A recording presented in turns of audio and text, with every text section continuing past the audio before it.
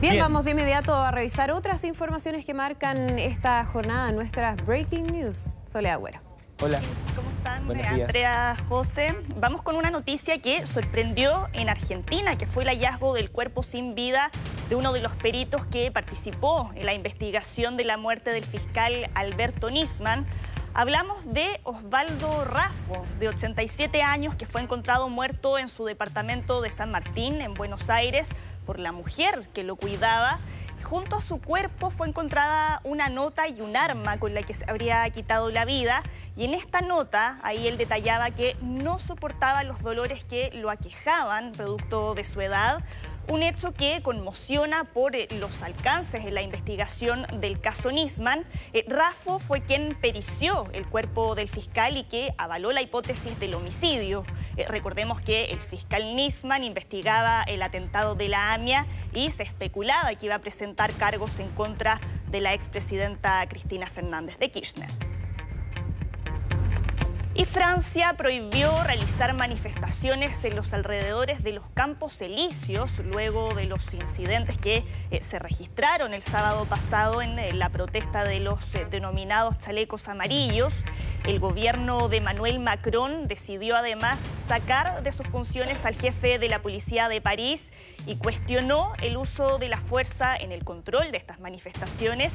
Esta protesta fue la número 18 que realizan los chalecos amarillos y dejó más de 190 detenidos y daños millonarios por los destrozos en la vía pública y en locales comerciales. Y el expresidente peruano Alejandro Toledo fue detenido la noche del domingo en el condado de San Mateo, en San Francisco, en Estados Unidos.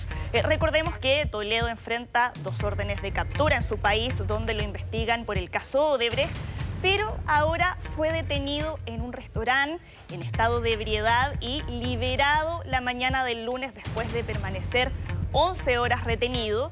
Tras esta detención, la policía de San Marcos recibió información sobre los cargos que pesan sobre Toledo y aseguraron que tras consultas a la Interpol no podían capturarlo en Estados Unidos.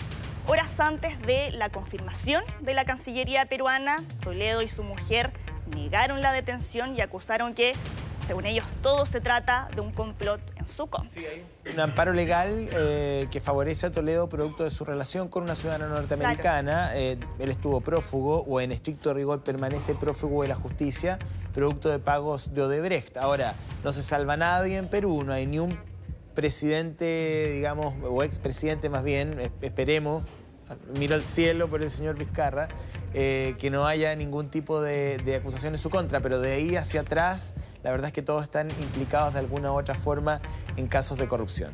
Sí, están los 4 expresidentes salpicados de alguna manera en este escándalo y ha sido material de nuestra intriga, de hecho, así que, exacto, como tú decías, nadie se salva en ese país. Gracias, Sole. Gracias, nos vemos.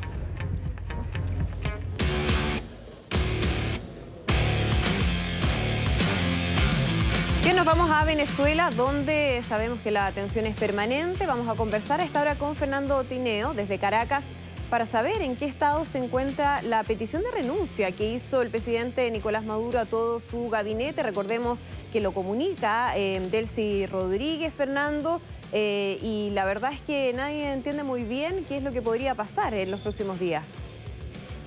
Hola, Andrea, José Antonio, buen día para ustedes. Fernando? Esto va a ser igual que en las veces anteriores. Van a quitar de un cargo a una de las personas y a esa misma persona la colocan en otro lugar, en el mismo ejecutivo. Estos cambios no van a ser relevantes para la vida económica o social del país. Esto lo estoy especulando porque ha sido así en veces anteriores. Se quita el ministro de Educación y ese mismo ministro de Educación cesado se coloca en el Ministerio de Salud y el de Salud va al Ministerio de Finanzas y es un juego, Fernando, político entre ellos mismos. Sí, es como un juego digamos, de dominó, donde las piezas simplemente se van alterando. De todas maneras, cuando uno analiza el gabinete venezolano, uno se da cuenta que hay un núcleo muy, muy duro en directa, digamos, relación con el matrimonio Maduro-Flores, ¿no? Que son los hermanos Rodríguez, Delcy Rodríguez y Jorge Rodríguez, están muy cerca del presidente y de su mujer. Lo mismo ocurre con el yerno del expresidente Hugo Chávez, Jorge Arreaza. ¿Tú crees que ese grupo de personas también van a ser movidas de sus cargos?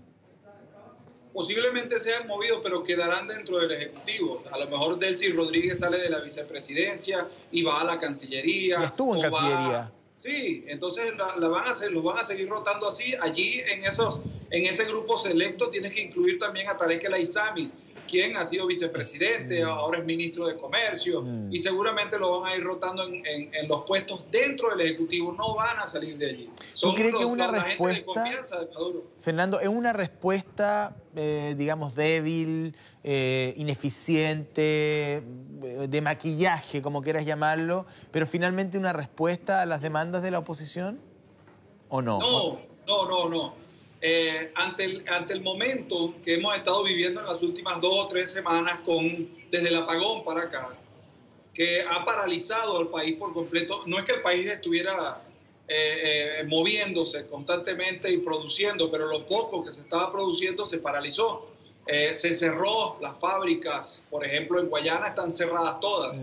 Entonces, ante eso, el gobierno trata de mostrar lo que llamamos de manera criolla una movida de mata para hacer ver que va a haber cambios dentro del Ejecutivo, pero esto no será así.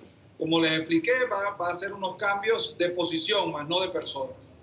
Fernando, ¿qué ha pasado durante estos días con Juan Guaidó? Sabemos que iba a encabezar una gira al interior del país, generando más presión, especialmente a las Fuerzas Armadas para restarse de esta lealtad que han tenido hasta ahora a Nicolás Maduro. ¿Qué se ha sabido de esa gira, de esas actividades? ¿Cuáles son los pasos programados para los próximos días? Sí, Juan Guaidó estuvo el fin de semana en el vecino estado de Carabobo, en Valencia, que es su capital, y también estuvo en el estado Vargas, que es donde está el aeropuerto de Maiquetía, a 30 minutos de Caracas. Estuvo en esos 2 estados diferentes de Caracas. Hay que describir que la movilización en el estado de Carabobo queda aproximadamente a 2 horas de Caracas. Fue bastante numerosa, no hubo nada que lamentar, no hubo incidentes, pero sí la población se movilizó. Se espera que esta misma movilización hacia el estado de Carabobo la haga hacia el interior del país, hacia el oriente, por ejemplo, de Venezuela. Hay que resaltar, José Antonio y Andrea, que el día de hoy, no quería dejarlo pasar, el día de hoy la misión de la alta comisionada Michelle Bachelet, que se encuentra acá en Venezuela, alta comisionada de las Naciones Unidas para Derechos Humanos, se va a reunir el día de hoy con 80 presos políticos o ex presos políticos, quienes van a relatar ante estas personas de la ONU todo lo que sufrieron durante su cautiverio por el DGCIN o por el SEBIN acá en Venezuela. De allí van a tener elementos de primera mano esta comisión de la alta comisionada para llevarse ¿Fernando? A Nueva York. Sí, bueno, hay denuncias y hemos entrevistado incluso en nuestro propio programa a ciudadanos venezolanos que dicen haber sido torturados en el subterráneo del edificio del SEBIN en Caracas, que es un edificio que tiene varios pisos y que tiene una gran dependencia, digamos, en el -1, donde se llevarían a cabo apremios ilegítimos. Eso además es algo sabido en Venezuela y se han abierto investigaciones internacionales al respecto.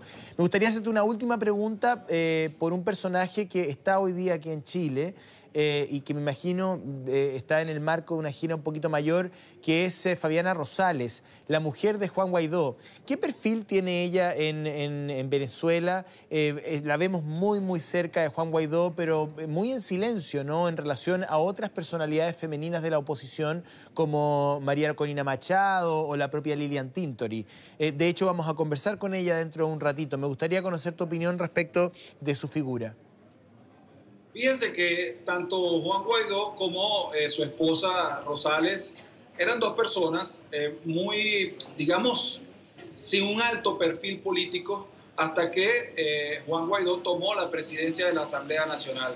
Hay que decir que la presidencia de la Asamblea Nacional le tocó a Juan Guaidó porque los cuadros duros del Partido Voluntad Popular, que es el partido de Leopoldo López, estaban fuera de juego. Freddy Guevara está en la Embajada de Chile, acá en Caracas, allí resguardado. Luis Florido, que era como el otro cuadro fuerte de allí, está fuera de juego dentro del propio partido. Carlos Vecchios está exiliado en Estados Unidos. Entonces, estas eran dos personas que estaban muy bajo perfil y que debido a las circunstancias a Juan Guaidó le toca asumir la presidencia de la Asamblea Nacional y Fabiana Rosales es su esposa. Y quizás lo que quiere vender la oposición es recuperar esa figura de la primera dama que se ha perdido y que de alguna manera en Venezuela siempre tuvo trascendencia en lo político. Las primeras damas de los presidentes de la llamada Cuarta República, pues hacían obras en educación, en cultura, que eran bastante significativas y daban a entender ese significado importante de la familia de frente hacia la comunidad venezolana. Creo que eso es lo que quiere recuperar la oposición, ese emblema de la primera dama que era, como les digo, significativo en Venezuela y que de alguna manera se perdió y hasta el nombre le cambiaron. A Cilia Flores se le llama la primera combatiente, siempre sí, con términos bélicos, ¿no? Muchos creen que es la que toma la gran cantidad de decisiones que luego Nicolás Maduro ejecuta. Hay biógrafos, además, que las indican a ella como la responsable, además de una serie de situaciones donde el régimen ha vulnerado la ley. Bien, muchísimas gracias. Sí, te doy el punto, dime. Sí, como tú bien lo dices, se dice, y uno que cubre la fuente judicial, que Cilia Flores tiene un gran control sobre el Poder Judicial, el Tribunal Supremo de Justicia y los tribunales acá en el país. Sí, eso está documentado, no solamente una opinión, digamos, de periodista a periodista, sino que si uno revisa los archivos de prensa, incluso hay actas judiciales donde efectivamente se ve a ella y se le acusa de interferir en una serie de decisiones del Poder Judicial. Fernando, muchísimas gracias. Gracias, Fernando. Buenos días. Buenos días a ustedes.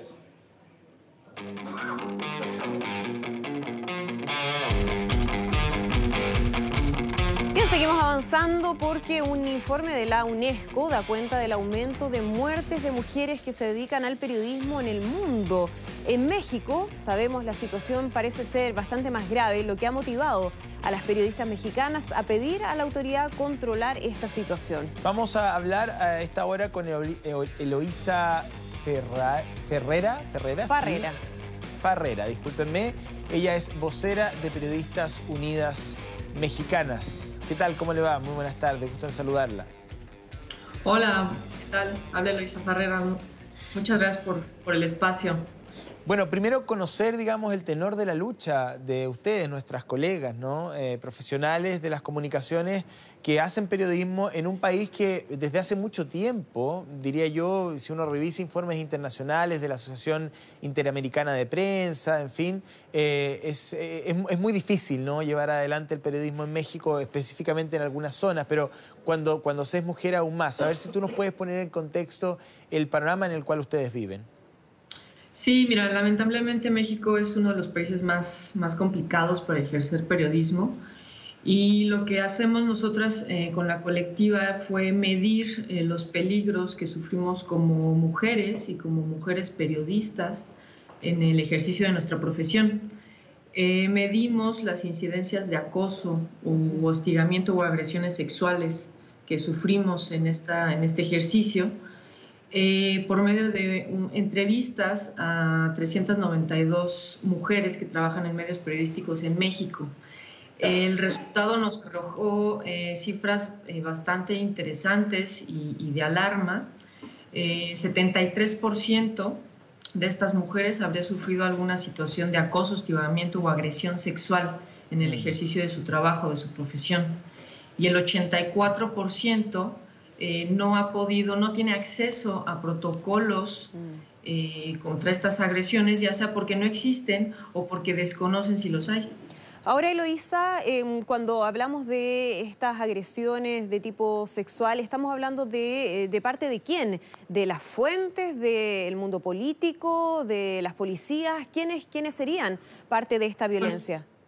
Realmente de todos. Y lo más triste es que es dentro de nuestras redacciones también, ¿no? El 63% habría sufrido una agresión por parte de sus compañeros de trabajo, 49% por parte de sus jefes o superiores y el 43% de las fotógrafas y reporteras que hacen su labor en calle habrían sufrido este acoso por parte de sus fuentes. Y no es un tema, perdón, que haya sido considerado antes en términos del análisis, o sea, está tan institucionalizada esta violencia que ni siquiera ha sido previamente tema de reflexión. Pues no, encontramos que en algunos de nuestros medios hemos presentado quejas, pero bueno, solo 18% ha presentado quejas, ¿no? Porque también todo se disminuye a quien puede hacerlo. Y quien presenta la queja no es escuchada, es despedida. Las consecuencias pues son lamentables, ¿no?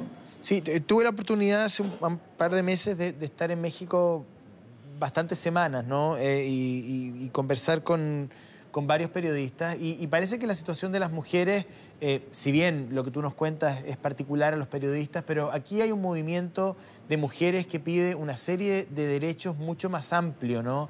Se habla de situaciones en el transporte público que es tremendamente complejo, mujeres que han sido secuestradas, unas técnicas, ¿no? Donde hombres simulan tener una relación con ellas para llevárselas y someterlas a una serie de abusos, y eso ha generado una reacción de las mujeres en búsqueda de una arquitectura de protección de parte del Estado. A ver si tú nos puedes comentar en qué está eso, porque la verdad es que hasta hace 3 o 4 semanas la situación de las mujeres era tema de conversación todos los días en la televisión y en la radio. Sí, es de todos los días. Lamentablemente ahorita hay un contexto muy fuerte de violencia de género. En el país se registran, hace 2 años la ONU registraba 7.5 feminicidios al día. En 2 años esa cifra creció a 9.5 y ya hay medios que señalan que el primer mes de este año llegó la cifra a 10 feminicidios al año. Este es un indicador de violencia del más alto nivel, ¿no? El más violento, pero pues la violencia está en diferentes niveles. Hace una semana se reportó que hay un nuevo modus operandi de secuestros de mujeres en el metro de la Ciudad de México. Tal vez a ti te tocó esa situación y eso despertó una ola de indignación muy fuerte y una serie de protestas a principios de febrero. Exacto. Y bueno, ahora en el 8 de marzo, pues obviamente hay diferentes colectivas, diferentes grupos que están pugnando una reivindicación de derechos. Uy, se fue la señal ahí. Bien, vamos a agradecer a Eloísa por su contacto esta mañana. Tenemos un problemita de audio ahí, pero ya teníamos que de todas maneras cerrar la entrevista. Ella hacía referencia a esta técnica que se habló muchísimo en México, donde en el metro sujetos hacían parecer una relación de pareja que no era, y donde la mujer estaba descontrolada, cálmate, tenemos que hablar, y yo no te conozco. Se generaba una falsa pelea que terminaba en un secuestro finalmente. Eso era básicamente a lo que ella se refería y que se repitió muchísimo en varias estaciones de metro en México. Eloísa, muchas gracias por este contacto. Que estés muy bien.